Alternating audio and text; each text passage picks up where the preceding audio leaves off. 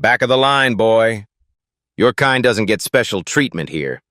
TSA, Agent Bradley Morrison's voice cuts through Denver International Airport's security checkpoint like a blade. A well-dressed black man in an expensive suit stops dead in his tracks. Morrison crosses his arms, blocking the path with a satisfied smirk. "What's wrong?" "Cat got your tongue?" Morrison continues, loud enough for everyone to hear. "Let me guess. You're one of those types who thinks rules don't apply to them." The man Darius Washington remains perfectly calm. Morrison steps closer, invading his personal space while making an exaggerated show of pulling on latex gloves. Other passengers freeze. Phones emerge. Children ask their parents what's happening. Morrison has no idea he just made the biggest mistake of his entire career. What happened next exposed a corruption scandal that would rock the TSA to its core and prove that sometimes the person you choose to humiliate has more power than you could ever imagine. Have you ever witnessed someone being treated differently because of how they look and wondered if you'd have the courage to speak up? But let's back up for a moment. Who exactly are these two men whose paths are about to collide in the most explosive way possible? Bradley Morrison has been a TSA agent at Denver International for 8 years. At 42, he carries himself with the swagger of someone who believes his uniform grants him unlimited authority. His colleagues know him as the guy who always seems to find problems with certain passengers. The complaints have piled up over the years, 3 formal grievances about discriminatory behavior, all quietly swept under the rug by overwhelmed supervisors. Morrison's morning routine never changes. He arrives early, grabs coffee from the employee break room, and positions himself at checkpoint 3, the busiest lane. He likes the action. More importantly, he likes control. Today feels different, though. He's been on edge since yesterday's staff meeting where Supervisor Jennifer Carter mentioned federal oversight reviews coming soon. Whatever that means. "Morning, Brad," calls out his colleague Sarah Martinez as she sets up the adjacent screening station. "You seem tense today." Morrison shrugs. "Just keeping America safe, you know? Someone's got to do the real work around here." Sarah has learned not to engage when Morrison gets into these moods. She's witnessed his behavior firsthand, the way he becomes suddenly thorough with certain passengers while waving others through with barely a glance. She's thought about saying something, but Morrison has seniority and friends in management. Easier to just focus on her own lane. Meanwhile, 3 gates away, Darius Washington sits in the departure lounge reviewing documents on his tablet. To other passengers, he looks like any other business traveler. Expensive suit, leather briefcase, focused demeanor. They can't see what's really on his screen. Detailed inspection protocols for Transportation Security Administration facilities. Darius Washington isn't just another passenger. He's a senior safety inspector for the Federal Aviation Administration, 12 years into a career that has taken him to airports across the country. His job is simple in concept, complex in execution. Conduct unannounced evaluations of aviation security protocols and identify systemic failures before they become disasters. Today's mission brought him to Denver International specifically to evaluate TSA checkpoint procedures. His briefcase contains federal credentials, audio recording equipment, and detailed notes on what he's already observed during his 2-hour surveillance of the security area. The patterns he's documented paint a troubling picture. His phone buzzes with a text from his supervisor in Washington, D.C. "Any initial observations on the Denver facility?" Darius types back carefully. "Significant concerns about differential treatment protocols. We'll have a comprehensive report after direct interaction." He has no idea how prophetic those words will prove to be. What Darius has already witnessed would shock most travelers. In just 2 hours of observation, he's documented Morrison's behavior with surgical precision. Morrison's screening intensity varies dramatically based on passenger appearance. The subtle but unmistakable pattern of random additional searches. The casual comments to colleagues that reveal underlying bias. But Darius needs more than observations. Federal oversight requires direct evidence of procedural violations. That's why he's about to walk through Morrison's checkpoint himself. Recording equipment activated, federal credentials in his briefcase, ready to document whatever happens next. Morrison, meanwhile, has spotted his next target. Something about the well-dressed black man approaching his station triggers every prejudiced instinct he's developed over 8 years of unchecked authority. The expensive suit doesn't matter. The calm, professional demeanor doesn't matter. All Morrison sees is an opportunity to flex his power. He doesn't notice the small recording device clipped to the man's jacket. He doesn't see the way Darius's eyes systematically catalog every security camera angle. He completely misses the federal credentials visible through the briefcase's transparent pocket. Morrison is about to learn that sometimes the person you choose to humiliate is exactly the person with power to end your career. Other passengers in line begin to sense the tension.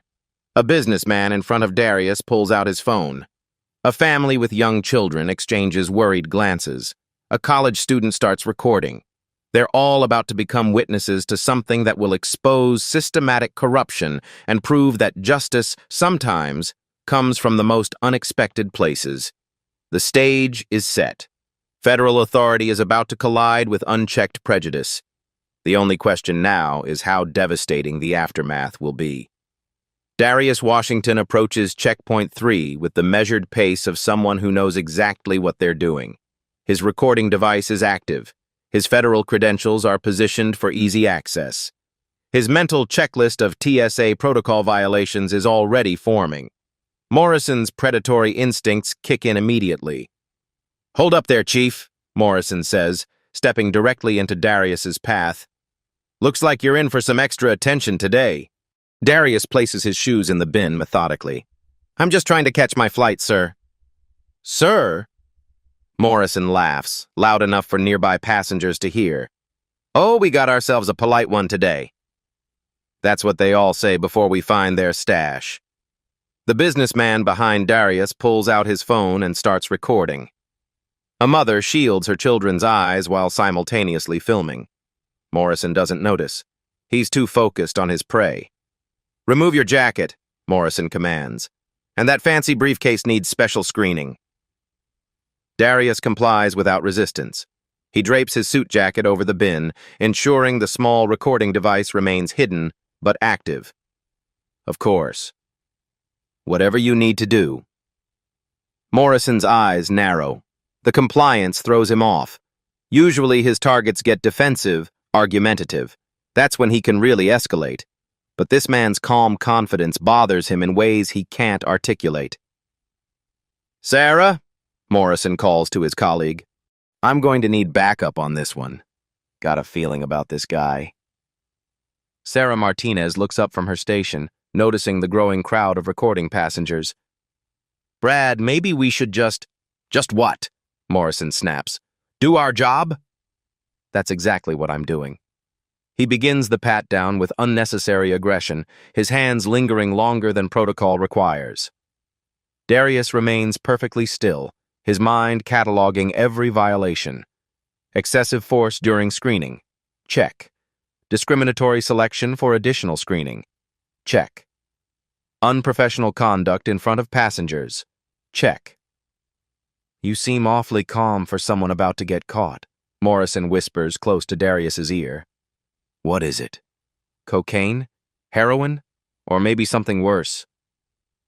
"I don't use drugs," Darius responds quietly. "That's what they all say."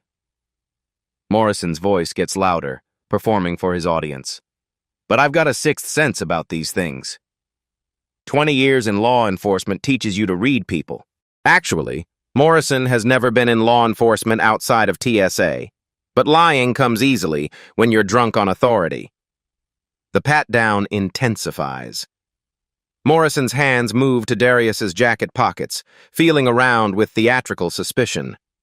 Other passengers grow uncomfortable. The college student recording whispers to her friend, "This is messed up." "What's this?" Morrison announces triumphantly, even though he hasn't found anything yet. Something hard in the jacket pocket. "Sir, I'm going to need you to remain very still." Darius knows what's coming. He's seen this play before in other airports, other cities.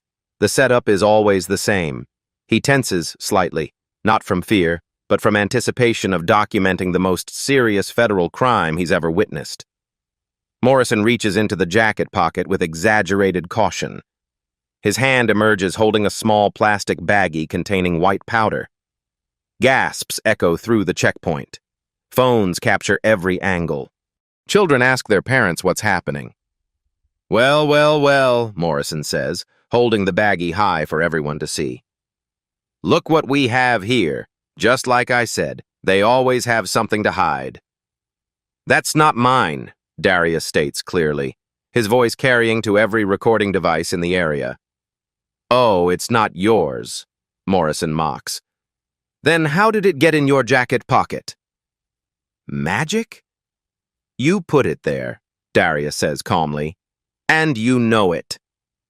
The accusation hits Morrison like a slap. His face reddens with genuine anger now, not just performed authority. Are you accusing me of planting evidence? That's a serious allegation, buddy. I'm stating a fact, Darius replies. That substance was not in my possession when I arrived at this checkpoint. Morrison steps closer, invading personal space again. You know what I think? I think you're one of those types who blames everyone else for your problems. Can't take responsibility for your own actions. The businessman recording speaks up. Hey man, I've been filming this whole thing. Something doesn't look right here. Morrison whirls around. Sir, I need you to put that phone away. This is a security matter. Actually, I have every right to record in a public area, the businessman responds. And what I just saw looked like you planted that bag. You didn't see anything, Morrison snarls. And if you don't put that phone away, you're going to find yourself in the same situation as your friend here. But it's too late. Multiple recordings are already uploaded to social media. Hashtag TSAABUSE starts trending within minutes. The college student live streams to her Instagram followers. The family with children sends videos to local news stations. Supervisor Jennifer Carter finally appears, drawn by the commotion. She takes one look at the crowd, the cameras, the obvious tension, and realizes her worst nightmare is unfolding. What's the situation here, Morrison? She asks, though she can already guess. Caught this guy with drugs, Morrison says, waving the baggie. Classic case. He's trying to claim I planted evidence, if you can believe that. Chen studies Darius carefully. Something about his demeanor doesn't fit. Most people caught with drugs are either belligerent or panicked. This man seems almost amused. Sir, I'm going to need to see some identification, Carter says to Darius. Of course, Darius replies. But I'd prefer to handle this through proper channels. I believe you need to contact the Denver police for drug possession allegations. Chen nods, though something in his phrasing bothers her. Proper channels isn't the language most passengers use. Morrison, emboldened by what he sees as support from his supervisor, continues his performance. Like I always say, Carter, trust your instincts. I spotted this guy from 50 feet away. Something about him just screamed trouble. What exactly screamed trouble? Darius asks. My clothes? My behavior? Or something else? The question hangs in the air like a challenge. Morrison realizes he's being baited but can't help himself. Your attitude, Morrison says, acting like you're better than everyone else. Like rules don't apply to you. What rules have I broken? Darius presses. The rule about bringing drugs through airport security, Morrison shouts, losing his composure entirely. Before you allegedly found those drugs, Darius clarifies, what rules had I broken that justified your initial hostility? Morrison opens his mouth, then closes it. The question exposes the truth everyone already knows, but no one wants to say out loud. Chen realizes the situation is spiraling beyond her control. I'm calling the police, she announces. As she reaches for her radio, Darius speaks quietly. Before you do that, Supervisor Carter, I think there are some things you should know. Something in his tone makes everyone pause. Morrison, Carter, the recording passengers. They all sense a shift in the dynamic. Like what? Carter asks. Darius reaches slowly toward his briefcase. Like who I really am. Morrison's triumph begins to curdle into unease. Why isn't this guy more upset? Why does he seem so confident? And why does Carter suddenly look like she's seen a ghost? The Denver police arrive within 8 minutes of Carter's call. Officer Maria Rodriguez and her partner, Officer James Kim, have seen this routine before.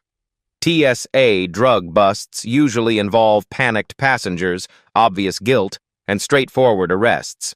This scene feels different. What do we have here? Rodriguez asks, surveying the crowd of recording passengers and the unusually calm suspect. Morrison steps forward eagerly. Caught this guy red-handed with narcotics. Found this baggie of what looks like cocaine in his jacket pocket. He waves the evidence bag triumphantly. Classic smuggling attempt. Rodriguez studies the alleged drugs, then looks at Darius. Something doesn't add up.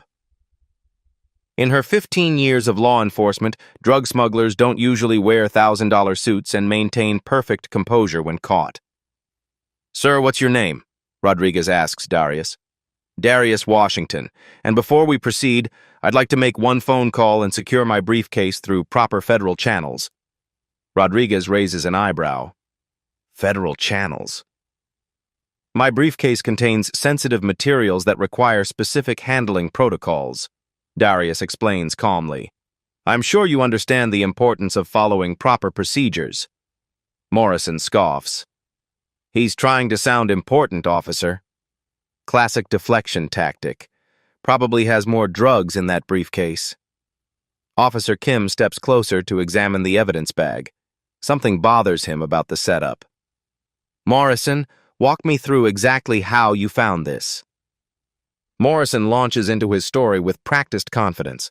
The subject was acting suspicious from the moment he approached my checkpoint. Evasive eye contact, nervous behavior, the whole 9 yards. During the routine pat-down, I felt this hard object in his jacket pocket. I was recording the entire interaction, the businessman interrupts, holding up his phone. I've got everything on video. Rodriguez turns to him with interest. Sir, I'm going to need a copy of that footage. Already uploaded to the cloud, the businessman replies. And honestly, officer, what I saw looked like the TSA agent planted that bag. Morrison's face reddens. That's a lie. This passenger is clearly trying to avoid responsibility for his criminal behavior. Then you won't mind if we review the security footage, Rodriguez says evenly. Chen, who has been quietly panicking about the implications, speaks up. Of course, officer. We have full camera coverage of all checkpoint areas. Darius remains perfectly still throughout this exchange, his mind cataloging every procedural violation. Improper evidence handling. Failure to immediately segregate the suspect from the accusing officer. No Miranda rights. The list grows longer by the minute. Officer Kim notices Darius's unusual calm. Sir, you seem remarkably composed for someone facing felony drug charges. Any particular reason? I'm innocent, Darius replies simply.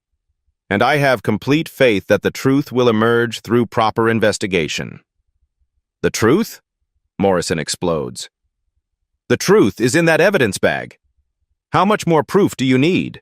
Rodriguez's instincts kick in.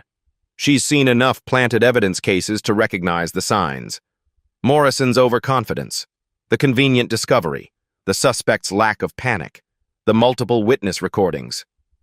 Morrison, I need you to step back while we process this scene, she orders. Step back? I'm the one who caught him. Step back. Now. The authority in Rodriguez's voice cuts through Morrison's bluster. He reluctantly moves away, but his agitation grows with each passing minute. Officer Kim approaches Darius privately. Sir, off the record, is there anything you want to tell me before we continue with this arrest? Darius considers the question carefully. Officer, I appreciate your professionalism. All I ask is that you follow standard procedures completely. Document everything. Review all available evidence. and please ensure my briefcase is handled appropriately. Something in his phrasing triggers Kim's cop instincts. What kind of work do you do, Mr. Washington? Federal service, Darius answers truthfully but vaguely. Meanwhile, the college student's live stream has exploded across social media. Comments pour in from viewers who recognize the signs of racial profiling. Number sign justice. For Darius starts trending alongside number sign TSA abuse. Local news stations begin dispatching crews to the airport. Chen realizes the situation is spiraling beyond her control. Officer Rodriguez, perhaps we should move this to a more private area? Good idea, Rodriguez agrees. She turns to the crowd of passengers. I need contact information from anyone who witnessed this incident. The businessman steps forward first. I've got the whole thing on video. Clear footage of the pat-down and the discovery of the drugs. The way that agent was talking to him was disgusting, adds the mother with children. We recorded it too. Morrison watches his narrative crumble as witness after witness volunteers evidence that contradicts his version of events. But he's too deep in the lie to back down now. These people don't understand police work, Morrison tells Rodriguez. They see what they want to see. Rodriguez has heard enough. Mr. Washington, you're going to need to come with us for processing.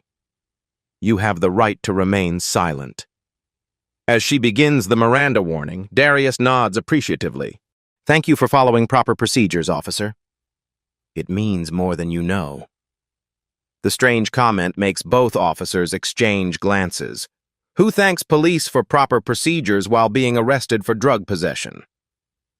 As they escort Darius toward the airport police station, his briefcase secured and his rights properly read, Morrison finally allows himself to smile. He's won.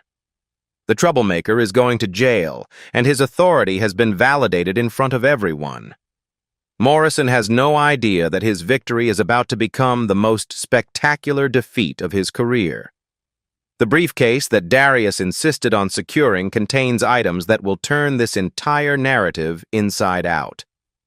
Federal credentials that will transform him from suspect to investigator. Recording equipment that captured every word of Morrison's prejudiced rants. Documentation that will expose a pattern of systematic abuse. Justice is coming. Morrison just doesn't know it yet. At the airport police station, Officer Rodriguez begins the standard booking process. Darius sits calmly across from her desk, his secured briefcase beside him. The composure that bothered Morrison now fascinates the experienced officer. Mr. Washington, before we continue, I need to ask, you mentioned federal service. What kind of federal service? Darius looks directly at Rodriguez. Officer, I appreciate your thoroughness. May I access my briefcase to provide proper identification? Something in his tone makes Rodriguez pause. She's processed thousands of suspects over her career.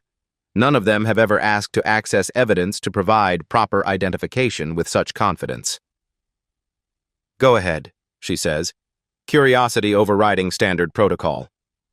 Darius opens the briefcase with deliberate precision.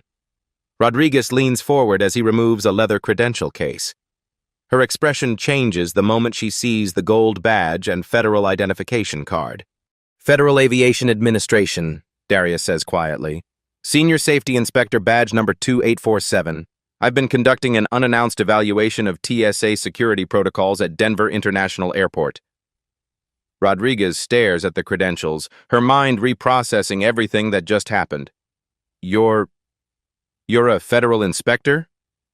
For 12 years, Darius confirms. And what your agent Morrison just did constitutes multiple federal crimes. Officer Kim, overhearing from the next desk, walks over and examines the credentials. Holy shit, he whispers. Rodriguez, do you realize what this means? Rodriguez is already reaching for her phone. I need to call Captain Martinez immediately. But Darius holds up a hand. Before you do that, there's more you need to know. He reaches back into the briefcase and produces a small digital recording device. This has been recorded since I approached Morrison's checkpoint. Every word of his discriminatory comments, Every detail of the evidence planting. Everything. The blood drains from Rodriguez's face. You recorded the whole thing? Colorado is a one-party consent state, Darius explains. This recording is completely legal and admissible in federal court. Kim sits down heavily. We just arrested a federal inspector who was conducting an official investigation. No, Darius corrects. You followed proper procedures after witnessing what appeared to be a crime. Morrison is the one who committed multiple federal offenses, evidence tampering, civil rights violations, obstruction of a federal investigation. Rodriguez's radio crackles. Dispatcher. Unit 247, be advised. Multiple media outlets are requesting information about the TSA incident. Captain wants an immediate briefing. Tell Captain Martinez I need him down here now, Rodriguez responds. Priority 1. Darius continues removing items from his briefcase. Official FAA documentation. His investigation notes from the morning's surveillance. Detailed observations of Morrison's pattern of discriminatory behavior with other passengers. I've been watching Morrison for 2 hours before our interaction, Darius explains. Documented 14 instances of differential treatment based on passenger appearance. He selected African American, Hispanic, and Middle Eastern passengers for additional screening at a rate 4 times higher than white passengers. Officer Kim reads over the meticulous notes. This is a federal case. Multiple federal cases, Darius corrects.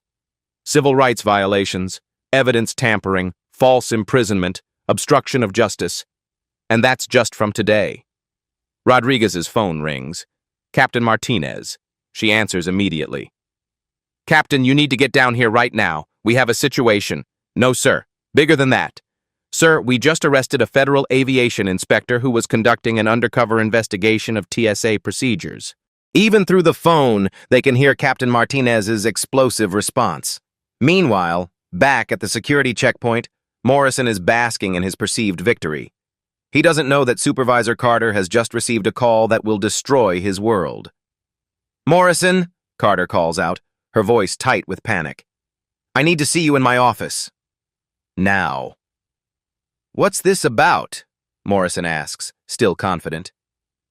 Just come. Now. In Carter's office, her phone rings. It's Captain Martinez from Airport Police. Ms. Carter, I need to know everything about your employee, Bradley Morrison. Every complaint, every incident report, every performance review. And I need it in the next 10 minutes. Chen's hands shake as she pulls Morrison's personnel file. 3 formal complaints about discriminatory behavior. 2 incidents of excessive force during screenings. Multiple witness statements from passengers about unprofessional conduct. Morrison, Carter says slowly. What exactly happened at Checkpoint 3? I caught a drug smuggler, Morrison says proudly. Textbook case. Guy tried to claim I planted evidence, but we both know that's ridiculous. Chen stares at him. The man you arrested. Did you run his identification through any federal databases? Why would I do that? He's just another criminal trying to get drugs through security. Morrison, you need to sit down. I don't need to sit down. I need to get back to my checkpoint and do my job. Chen's phone rings again. This time it's the TSA Federal Security Director. Chen, I just got a call from FAA headquarters. One of their senior inspectors was conducting an evaluation at your facility today. Please tell me your people didn't interfere with a federal investigation. Chen looks at Morrison, who is finally starting to realize something is very wrong. Sir, Carter says into the phone, I think we have a problem. Back at the police station, Captain Martinez arrives looking like he's aged 10 years in 10 minutes. He examines Darius's credentials, listens to portions of the recording, and reviews the documentation. Mr. Washington, Martinez says formally, on behalf of the Denver Police Department, I apologize for this situation. All charges against you are being dropped immediately. Thank you, Captain. But I hope you understand that federal charges against Agent Morrison will be filed within the hour. Martinez nods grimly. What do you need from us? Secure the evidence Morrison planted. Collect all security footage from the checkpoint. Document everything according to federal evidence protocols, and prepare for FBI involvement. Rodriguez, still processing the magnitude of what just happened, asks, "How long have you been planning this investigation?" "This wasn't planned," Darius admits. "I was here to evaluate general security protocols. Morrison's behavior this morning was an unexpected opportunity to document systematic civil rights violations." Officer Kim shakes his head. "So Morrison basically walked into a federal sting operation without knowing it." "Morrison walked into his own destruction," Darius corrects. "I was just there to document it." The irony is perfect. Morrison's own prejudice and arrogance led him to target the one person with the authority and evidence to end his career. He planted drugs on a federal inspector who was recording everything. He committed multiple federal crimes in front of witnesses while being officially investigated. Morrison's victory has become his complete and utter defeat. He just doesn't know it yet. Within 1 hour of the credentials being revealed, Denver International Airport transforms into the center of a federal investigation. FBI agents arrive alongside FAA oversight officials and TSA internal affairs investigators. The quiet corridors of the administrative offices buzz with urgent activity that Morrison remains completely unaware of. Morrison is still working Checkpoint 3, basking in what he believes is his greatest career triumph, when Supervisor Carter approaches with 2 men in dark suits and stern expressions. "Morrison, you need to come with us immediately," Carter says, her voice barely steady, hands visibly shaking. "What's this about now?" Morrison asks, genuinely annoyed at being pulled away from what he considers his moment of glory. "I've got passengers to screen. I just made the biggest drug bust of my career." "Your checkpoint duties are suspended pending immediate investigation," says the taller man, flashing FBI credentials with practiced authority. "Agent Thompson, Federal Bureau of Investigation. This is Agent Davis from the TSA Internal Affairs Division." Morrison's smugness falters for the first time since the incident began. "Investigation? What investigation? I caught a major drug smuggler. I should be getting a commendation, not harassment." Agent Thompson's expression remains professionally neutral, but his eyes are ice cold. "Mr. Morrison, we need to discuss the incident involving Darius Washington in detail." "The drug dealer? What about him?" "Case closed as far as I'm concerned." The 3 men escort Morrison through increasingly deserted corridors to a conference room where the walls seem lined with federal officials. Morrison's confidence evaporates like steam as he recognizes the gravity of the assembled authority. FBI agents, FAA investigators, TSA Internal Affairs, even representatives from the Department of Homeland Security. "Morrison," Agent Davis begins, consulting a thick file. "Tell us exactly what happened during your interaction with Mr. Washington. Start from the beginning." Morrison launches into his well-rehearsed story with renewed confidence. "The subject was acting suspicious from the moment I spotted him approaching my checkpoint. Evasive eye contact, nervous behavior, expensive clothes that didn't match his attitude. During the routine pat-down, I discovered illegal narcotics concealed in his jacket pocket. Textbook smuggling case, really." "You discovered narcotics," Agent Thompson repeats slowly, making notes. "Walk us through exactly how that discovery occurred." "Professional experience, Agent. Felt a hard object during the standard security search. Reached into his pocket and found a baggie containing white powder. Obviously cocaine or similar controlled substances. Agent Davis slides a tablet across the polished conference table. "Mr. Morrison, I want you to watch this security camera footage very carefully."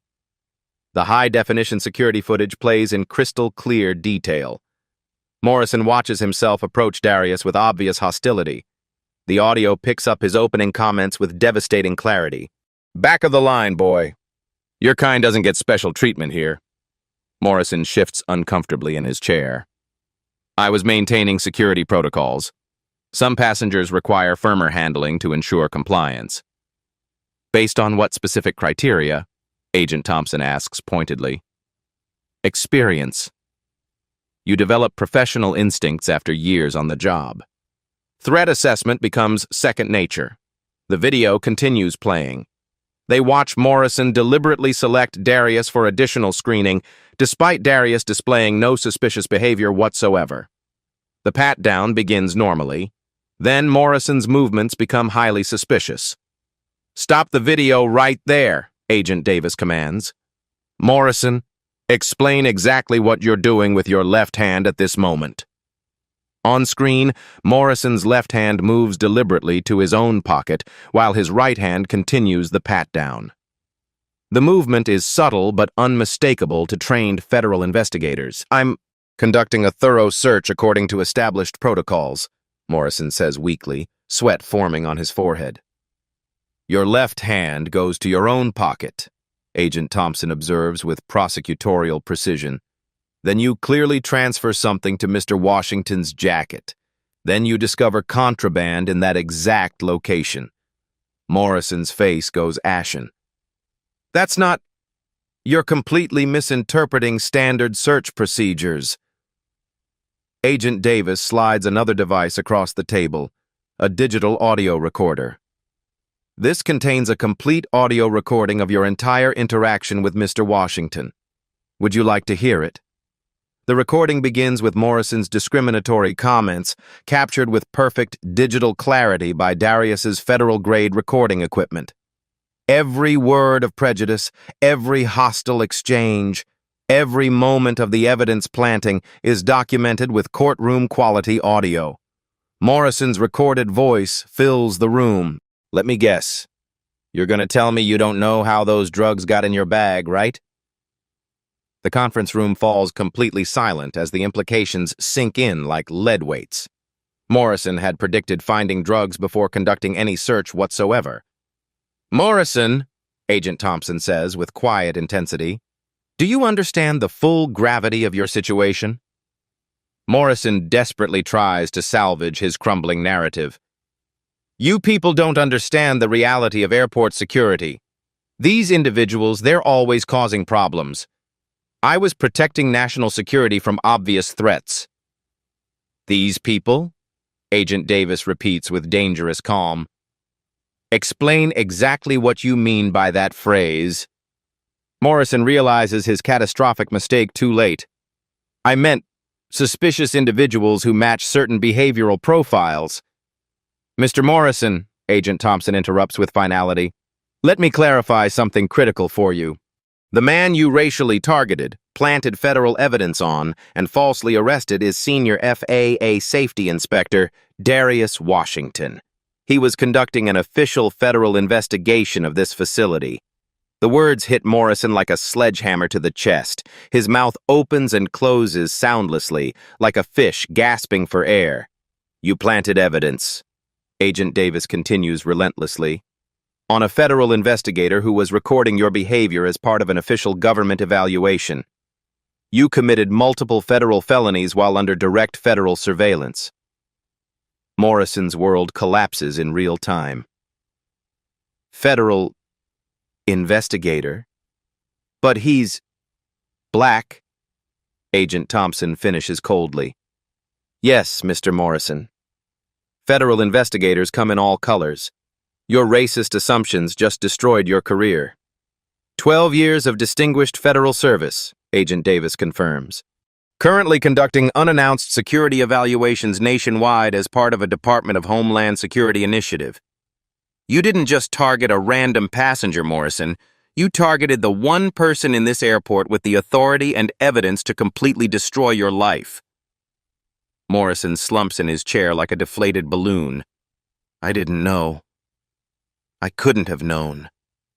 "You didn't know because you never bothered to check identification before launching into discriminatory behavior," Agent Davis states with bureaucratic precision. "Your prejudice blinded you to everything except skin color and your own inflated sense of authority." The interrogation continues for nearly 3 hours as federal investigators systematically document every aspect of Morrison's pattern of discriminatory behavior. His personnel file, previously sanitized by negligent supervision, reveals complaint after complaint he thought were safely buried. Sarah Martinez, Morrison's checkpoint colleague, provides devastating testimony via video conference. Brad always joked about finding problems with certain passengers. He'd say things like, "Watch me nail this one," when minorities approached his checkpoint. It was like a game to him. Other TSA employees corroborate the systematic pattern. Morrison's behavior wasn't isolated incidents of poor judgment. It was deliberate, systematic discrimination that management had willfully ignored for years. Meanwhile, Supervisor Carter faces her own professional reckoning in a separate conference room down the hall. Ms. Carter, the TSA Federal Security Director, asks with barely controlled anger, exactly how many formal discrimination complaints were filed against Morrison in the past 24 months? 3 documented complaints, Carter admits, her career flashing before her eyes. And what specific disciplinary action was taken? Chen's voice barely rises above a whisper. Verbal counseling sessions. We documented the incidents but didn't pursue formal disciplinary procedures. You documented federal civil rights violations and took no meaningful corrective action whatsoever. We hoped the verbal counseling would be sufficient to modify his behavior. Ms. Carter, you had 3 documented cases of discriminatory behavior, and you allowed this employee to continue screening passengers without additional oversight, retraining, or disciplinary action. The negligent supervision becomes crystal clear. Carter had the authority and responsibility to address Morrison's behavior, but consistently chose the path of least administrative resistance. Her systematic failure to act enabled the escalation that led directly to federal crimes. Back in Morrison's interrogation room, Agent Thompson delivers the final devastating blow. Morrison, you're being formally charged with evidence tampering under federal law, civil rights violations under Title VI, obstruction of a federal investigation, false imprisonment, and conspiracy to violate constitutional rights. These are serious felony charges carrying substantial prison sentences. Morrison's hastily summoned lawyer tries desperately to limit the catastrophic damage. My client was performing his assigned duties as he understood them under existing protocols. Your client planted evidence on a federal inspector while making racially discriminatory statements that were digitally recorded. Agent Davis responds with prosecutorial finality. This isn't a procedural misunderstanding. This is systematic criminal behavior with clear criminal intent. The evidence is absolutely overwhelming. High-definition security footage showing the evidence planting. Digital audio recordings of discriminatory comments. Multiple witness testimony establishing a clear pattern of behavior. Comprehensive documentation of Morrison's previous complaints and supervisory failures. Morrison finally speaks, his voice broken. What happens to me now?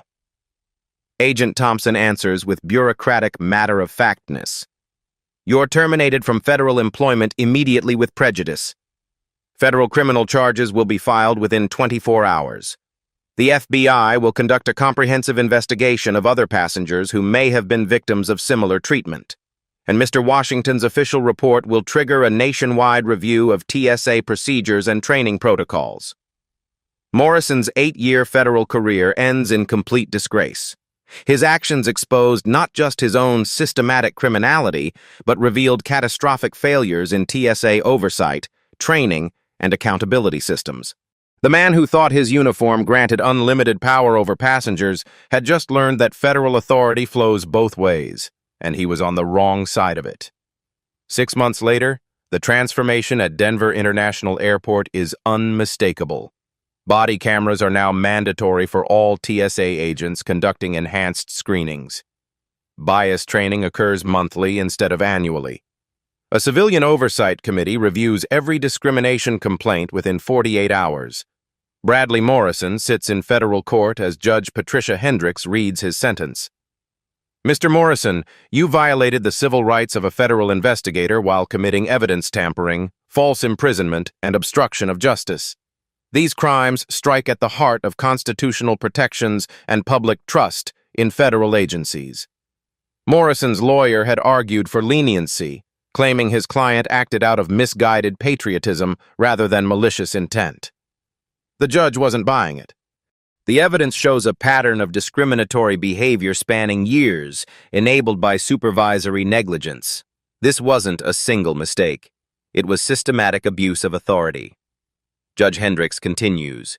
You are sentenced to 18 months in federal prison, followed by 2 years of supervised probation. You are permanently barred from federal employment and must pay full restitution to Mr. Washington for damages. Morrison's wife covers her face in the gallery.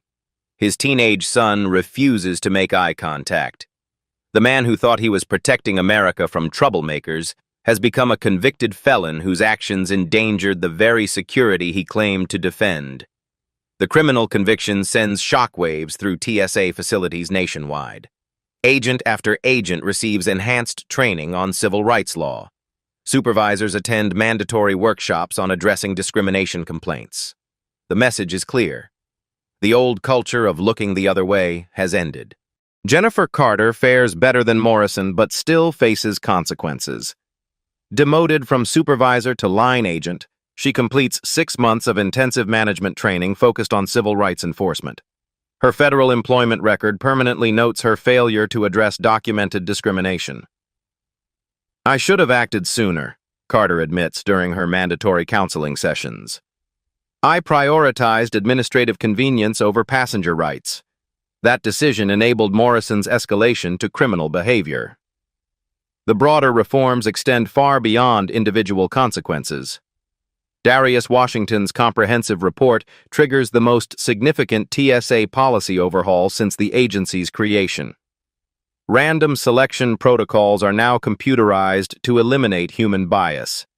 Enhanced screening requires supervisor approval and video documentation. Most importantly, the Department of Homeland Security establishes an independent civil rights division specifically for aviation security. Discrimination complaints bypass local supervisors and go directly to federal investigators. The passenger witnesses from that morning receive vindication too. The businessman who recorded the incident testifies before Congress about the importance of citizen documentation in exposing civil rights violations. The college student's live stream becomes part of a documentary about systematic bias in federal agencies. What we witnessed wasn't just one bad agent, the businessman tells congressional investigators. It was a system that enabled discrimination through willful ignorance. Morrison couldn't have operated that way for years without supervisory complicity. Darius Washington, meanwhile, continues his inspection work with enhanced authority. His Denver report leads to similar investigations at 15 other major airports, uncovering comparable patterns of discriminatory behavior and supervisory negligence. Morrison's case wasn't unique, Darius explains to a Senate Oversight Committee. It was representative of broader cultural problems within TSA. Individual accountability is necessary, but insufficient. We need systemic reform. The statistical results speak volumes. Discrimination complaints at Denver International dropped by 78% in the 6 months following Morrison's arrest. Enhanced screening selections become statistically random rather than racially skewed. Passenger satisfaction surveys show marked improvement in perceived fairness. Other airports implementing similar reforms report comparable improvements. The Morrison case becomes a cautionary tale studied in federal law enforcement academies nationwide. But perhaps the most significant change is cultural. TSA agents now understand that discriminatory behavior carries real consequences. Supervisors know that ignoring complaints can end careers. Passengers feel empowered to document and report unfair treatment. The irony of Morrison's downfall remains perfect. His racial prejudice led him to target the one person with the authority to expose and prosecute his systematic discrimination. His assumption that a black man couldn't possibly have federal authority became the evidence for his own destruction. Morrison's former colleagues at Checkpoint 3 work under new protocols that would have prevented his crimes. Random selections are computerized. Enhanced screenings require justification. Body cameras record every interaction. It's a completely different environment now, Sarah Martinez observes.